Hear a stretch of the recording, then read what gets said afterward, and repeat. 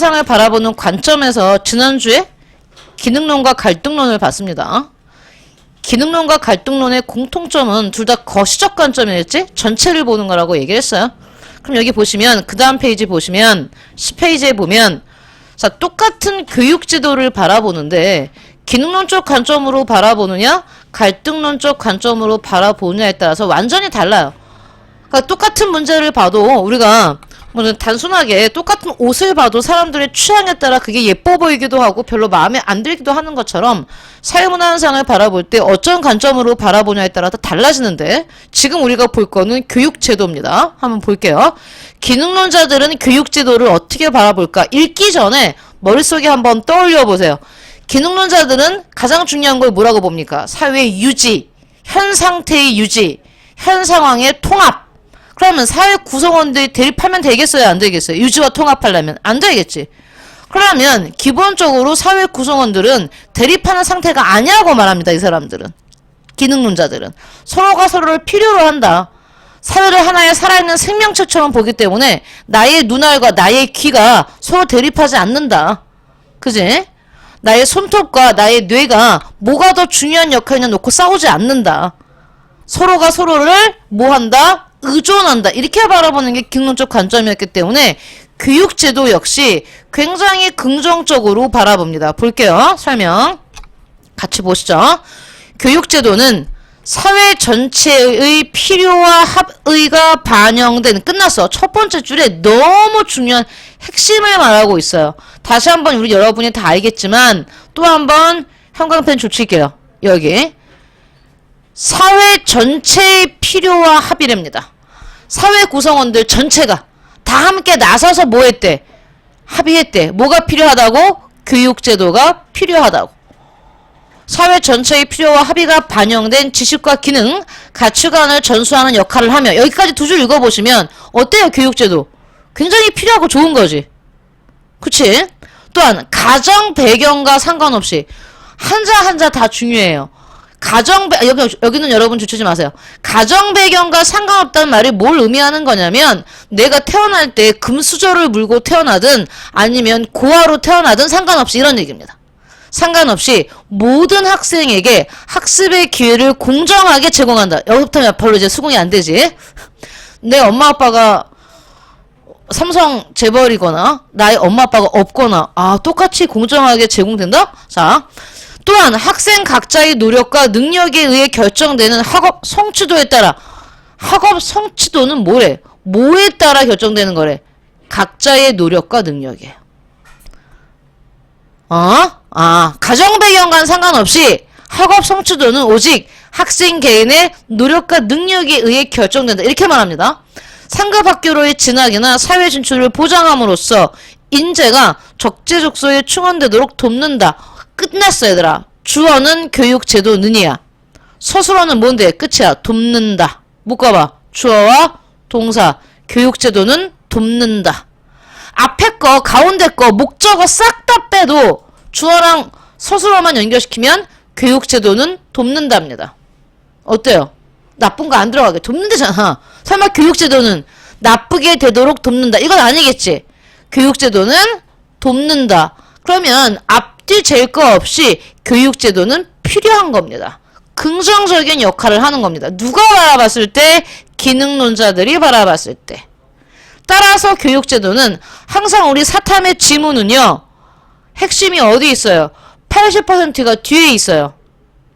이거 언어 아니에요. 우리 수능 볼 때 제시문 읽을 때 항상 핵심은 어디 있어? 밑에서 세 번째 줄. 따라서 그러나 그리고 그 접속사 다음에 있습니다. 80%가 핵심이 따라서 뒤죠.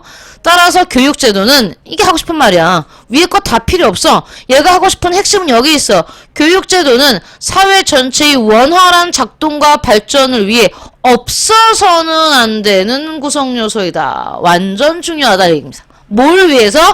사회 전체의 원활한 작동과 발전. 이게 기능론자가 바라보는 교육제도예요. 느낌 하고 오죠? 자, 갈등론자는 전혀 상반된 관점으로 교육제도를 바라볼 겁니다. 우리는 안 읽어도 돼요. 갈등론은. 왜? 너무 명확하게 뭐라고 말할 거야? 교육제도. 모든 제도는 누굴 위한 거다? 지배계급. 지배계급이 자신들과 자신들의 자식들의 기득권을 위해서 피지배계급을 착취하기 위해서 만든 게 뭐다? 교육제도다. 이게 갈등론의 핵심이에요. 누구만의 합의입니까? 지배계급들만의 합의예요. 그럼 피지배계급은 동의한 적이 있다 없다? 없다. 왜? 지배계급이 피지배계급을 지배하고 다스리고 착취하기 위해서 만든 게 뭐니까? 교육제도니까. 그래서 주어 한번 볼래요? 교육제도는 하고 시작했죠. 첫 번째 서술어는 뭔데? 사회 이동 기회를 차단한대요. 뭐가? 교육제도가. 내가 상류층으로 올라가고 싶은 기회를 차단한답니다. 주어가 뭐였어? 교육제도가. 그러면 교육제도는 어떤 건데? 타파하고 없애야 되는 거지. 피지배계급이 지배계급으로 상승이동하고 싶어하는 기회를 차단하는 역할을 하는 거야. 교육제도가. 어우, 악이죠, 악. 기능론은 뭐였는데? 사회를 유지하기 위해서 없어서는 안 되는 제도라고 말했는데, 이렇게 같은 교육제도를 바라보는데 관점이 뭐냐에 따라서 완전 상반된 결과가 나오는 겁니다. 계속해서 읽어볼게요. 학생의 가정 배경에 의해, 즉 갈등론에 의하면 그 사람의 성취, 학업 성취도를 결정하는 건 개인의 노력과 능력보다는 뭐라고? 배경이래요. 어느 나라에 누구의 아들과 딸로 태어났느냐가 그 사람의 학업 성취를 결정한다. 그게 가정 배경이야, 얘들아. 에티오피아나 미안하지만 에콰도르에 그냥 아주 서민의 가정으로 태어났어. 얘가 정말 노력하고 능력해서 성공할 수 있겠지. 하지만 그 기회는 가장 잘 사는 선진국의 중산층 가정의 자식으로 태어나는 것과는 다르다고 말하는 겁니다. 갈등론은 학업 성취도가 결정됨에도 불구하고, 봐봐, 가정 배경에 의해서 학업 성취도가 결정된대. 그럼에도 불구하고 교육제도는 어떻게 개인을 속여? 학생 노력과 능력에 의해 학업 성취도가 결정되는 것처럼 불평등 구조를 정당화한대. 야, 실제로는 가정 배경에 따라 결정되는데 교묘하게, 야, 네가 출세 못하는 건 네가 노력을 안 해서야. 그러니 네가 지금 현재 못 살고 못 먹고 못 입는 건 사회의 탓이 아니라 네 탓이야. 이렇게 말한다는 얘기입니다. 은폐한다는 표현 썼죠. 은폐한다. 여기 교육제도는, 다시 마지막입니다. 핵심. 밑에서 세 번째 줄 따라서부터 나오죠. 따라서 교육제도는 불평등한 구조를 은폐하거나 숨기거나 정당화하고, 오히려 불평등을 정당화하고 계급을 재생산하기 위한 뭐랍니까? 마지막 서술어 수단에 불과하다. 나쁜 도구야. 지배계급을 위한 도구일 뿐이다가 갈등론을 바라보는 교육제도의 가치입니다, 여러분. 느낌 와요? 공통점은요, 거시적 관점이란 것밖에 없어요. 완전 상반된 개념입니다. 기능론과 갈등론. 자, 오늘은 미시적 관점이죠. 우리가 숲으로 걸어 들어가 나무 하나하나, 그 개인과 개인의 관계, 상호작용이란 말은요, 혼자 하는 거 아니야. 자, 우리 나연이가 혼자 텔레비전을 보고 있어. 그거 상호작용 아니지. 그때 어떤 친구가 물어. 선생님, 나연이가 텔레비전 드라마 주인공과 상호작용 죽일 거야? 아니야, 그건. 나연이가 만약에 근데 옆에 친구랑 함께 텔레비전을 본다. 그러면 상호작용인 거야? 아니죠, 그것도. 둘 다 그냥 텔레비전을 보고 있을 뿐이잖아. 그건 상호작용이 아니야. 그럼 이번엔 나연이가 친구와 이야기를 하면서 텔레비전을 보고 있다. 그건 상호작용이에요. 즉 상호작용은 개인과 개인의 주고받는 어떤 행위나 소통, 그걸 우리는 상호작용이라고 합니다. 즉 상호작용이란 단어 안에 이미 뭐가 있어요? 굉장히 미시적 관점이 내포되어 있어요. 구조를 보는 게 아니잖아. 개인과 개인의 관계를 보는 거잖아요. 그렇죠? 그래서 얘만 미시적 관점입니다. 우린 줄여서 뭐라고 부른다고요? SS, 상징적 상호작용의 약자. SS, 나치 친위대 같아요? SS? 자, 갑니다. 전제가 이론을 전개하기 위한 전제 조건 자체가 거시적 관점이랑은 완전히 달라요. 얘네는 뭐라고 말하냐면, 인간 한 명 한 명은, 좋죠? 자율성을 지닌 능동적인 존재야. 자, 이 말 안에 정말 많은 내용이 내포되어 있어요, 여러분. 즉 인간은 구조의 지배를 받는 게 아니란 얘기야. 그 사회 구조가 어떻든 인간 하나하나가 다 자율적이야. 그러니 구조의 영향을 받지 않는다? 즉 다른 말로 뭐야? 뭐가 더 중요하다? 개인이 더 중요하다. 그래서 미시적 관점이에요. 위에서 본 기능론과 갈등론은요, 개인이 사회 구조의 지배를 받는다고 보는 거야. 즉, 우리가 조선시대 때 태어났다고 생각해 봅시다. 조선의 사회 구조는 어떻습니까? 신분제 사회 구조죠. 그러면 조선에서 우리가 태어났을 때 우리가 평민에서 태어났다 봅시다. 자, 좋게 봐서 평민이야. 평민이 가장 많았으니까 우리 노비 아니야. 그럼에도 불구하고 우리는 뭡니까? 여성이죠. 조선시대 때 여성, 평민 여성. 그러면 내가 아무리 능력이 뛰어나도 우리는 출세할 수 없다. 그게 구조의 지배를 받는다고 보는 거야. 그건 거시적 관점이야. 근데 미적 관점은 아니야. 구조보다 더 중요한 건 개인이기 때문에 우리가 조선시대 때 평민 여성으로 태어났어도 우리의 능력과 노력, 어떤 상호작용을 통해서 충분히 나아질 수 있다고 보는 건 미적 관점이 되는 거야. 그래서 얘네들은 인간은 자율성을 지닌 능동적인 존재이며, 그래서 여기까지만 딱 읽어도 감이 와야 돼. 와, 이게 미적 관점의 전제 조건이구나. 또한 인간은 계속 주어는 인간입니다, 여러분. 주어는 인간은 이거 봐봐. 인간은 능동적인 존재이고 인간은 이거야. 사물이나 행위에 주관적인 의미를 부여하는 뭐다? 행위의 주체다.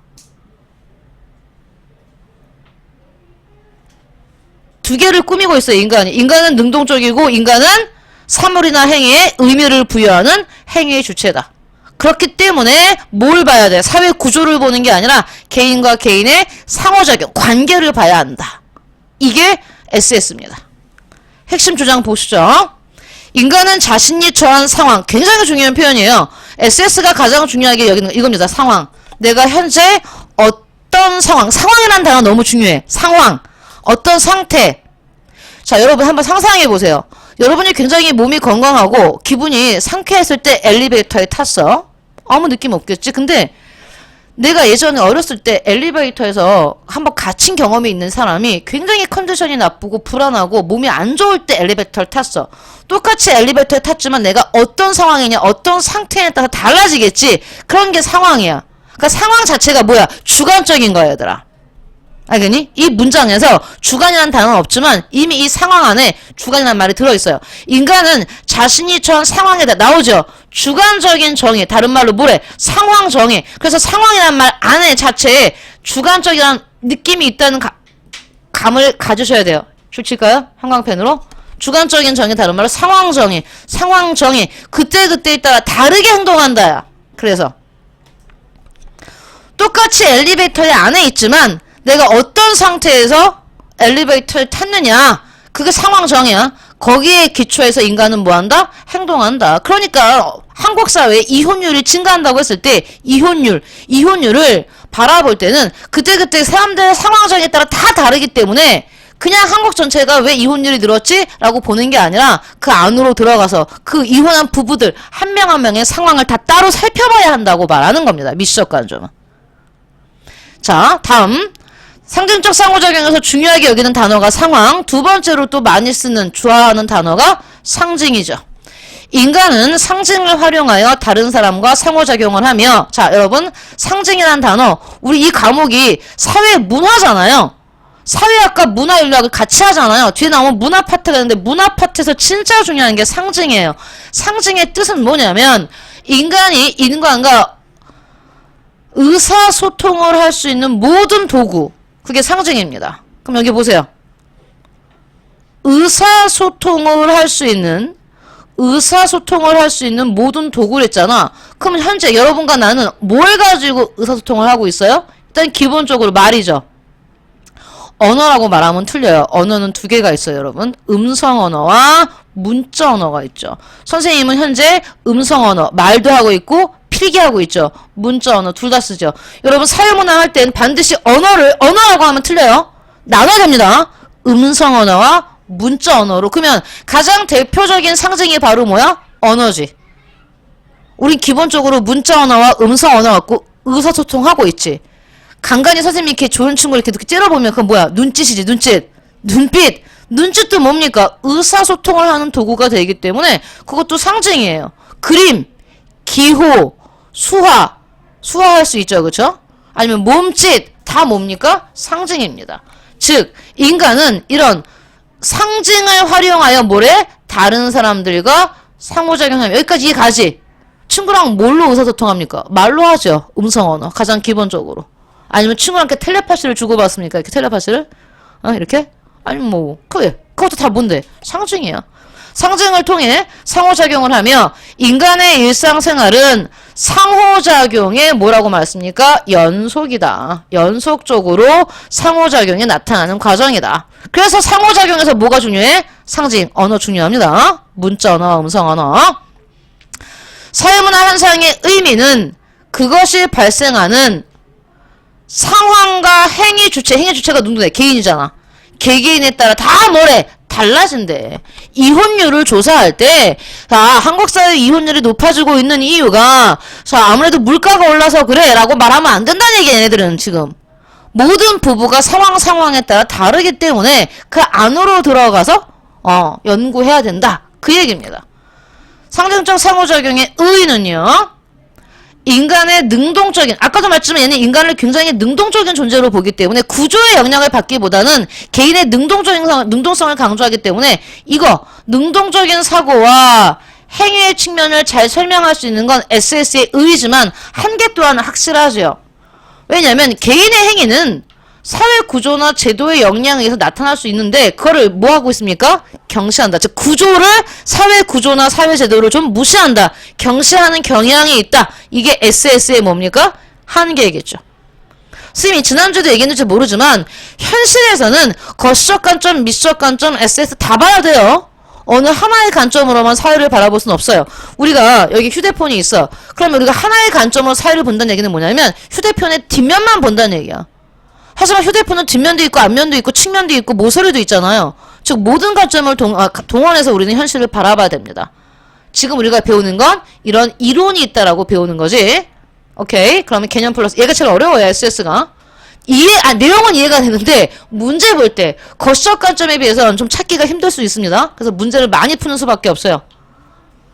여러분이 사회문화에 익숙해지는 방법은 문제를 많이 푸는 수밖에 없습니다. 많이 풀게 돼 있어요. 고3은 원하지 않아도. 기계적으로. 수능 특강 2권, 수능 완성 1권, 수능 파이널 하나, 수능 모의고사, 그 다음에 수능 EBS 모두 있어요? 다 있어요. 이걸 우리가 시리즈로 다 해요. 언제까지? 11월 전까지. 수능 전날까지. 그러니 걱정하지 마세요. 많이 풀게 돼 있어. 나중엔 토가 나올 거야. 상황정의 대학 수학능력 시험을 앞에 둔 갑에게 을이 두루마리 휴지를, 자 보세요. 이제 수능 시험을 앞둔 애는 누굽니까? 갑이지. 근데 이제 친구들이 을은 두루마리 휴지를, 병은 포크를 선물했다고 하자. 두루마리 휴지와 포크를 받은 갑이 이를 시험 문제를 잘 풀어라. 두루마리 휴지는 잘 풀어라. 포크는 모르는 문제를 잘 찍어라. 라는 의미로 해석하고 병에게 고마워라고 말했다면 그는 시험을 앞둔 당시에 두루마리 휴지와 포크라는 상징이잖아요. 의사소통이잖아. 내가 너한테 휴지 준 건 야 닥치고 그냥 코나 풀어 이거 아니잖아. 수능시험 본 친구한테 엿을 주는 건 엿이나 먹어 이거 아니잖아요. 만약에 모른다고 쳐보자. 상징의 의미를 몰라. 근데 시험 전날에 혜경이한테 선생님이 엿을 줬어. 혜경이가 화를 내. 선생님 지금 뭐 하시는 거예요? 와, 내일 시험인데 저한테 지금 엿 먹으라는 거예요? 이렇게 하면 의사소통이 됩니까? 안 됩니까? 안 되는 거지. 근데 혜경이가 상식적이게도 선생님 저 꼭 붙으라는 거군요. 이러면 뭐야? 의사소통이 됐다는 얘기야. 여기 보시면 상징이 갖는 의미를 이해하고 반응한 것이다. 이렇게 사람들은 어떤 주어진 상황, 만약에 이게 시험이 아닌데 휴지를 줬어. 그럼 뭐야 그거? 그냥 그 휴지 용도대로 쓰라는 얘기야. 내가 어제 코로나가 너무 심해서 아무래도 물품이 품귀할까봐 모자랄까봐 라면과 휴지를 사재기 했어. 너무 많이 남네? 너 써! 라고 줄 때 휴지는 뭐야? 그냥 휴지 용도로 쓰란 얘기지. 그죠? 시험 기간에 준 휴지랑 다르죠? 그러니까 주어진 상황에 따라 그다음에 평상시에 포크를 선물해. 그럼 뭐야? 가서 찍어 먹으라는 거야. 문제를 잘 찍으라는 얘기가 아니라 이렇게 주어진 상황에 대해 단순히 반응한 것 이상이 아니라 그런 상황을 뭐 하는 거야 지금? 이 휴지와 포크를 뭐 한 겁니까? 갑은 해석한 거예요. 수능을 앞둔 상황에서 휴지와 포크를 거기에 맞게 그 상황에 주어진 상황에 맞게 해석한 겁니다. 상황을 해석하고 규정하고 거기에 부여된 의미에 기초하여 반응한다. 이와 같이 구성원들 사이에 공유하는 상징을 통해 자신이 접한 상황을 규정하고 해석하는 것을 아까 말했던 뭐? 너무 중요한 단어 상황정의라고 하는데 사람들 간의 상황정의를 공유할 때 상호작용이 원활하게 이루어질 수 있다. 만약 두루마리와 휴지와 포크를 받은 갑이 을과 병에게 시험을 앞둔 나에게 장난 그만해 이러면 이제 이건 무슨 선물이 뭐가 되는 순간입니까? 다큐가 되면서 이제 싸움이 되겠죠. 라면서 화를 낸다면 을과 병은 당황스러울 것이며 그들 간의 문제가 발생할 수도 있다. 그쵸? 그러니까요. 그러니까 봐봐. 상징적 상호작용의 상황정의는요. 문화와 연결돼요. 우리나라 사람은 알 거 아닙니까? 근데 외국인 친구한테 이러면 모를 수 있어요. 그지? 외국인 친구가 있는데 얘가 내일 굉장히 중요한 시험이래요. 자기 일생일 때 휴지를 딱 줘. 그러면 뭔미하겠지. 뭐지? 아, 나 시험장에 화장실에 휴지 없을까봐 주는 거니?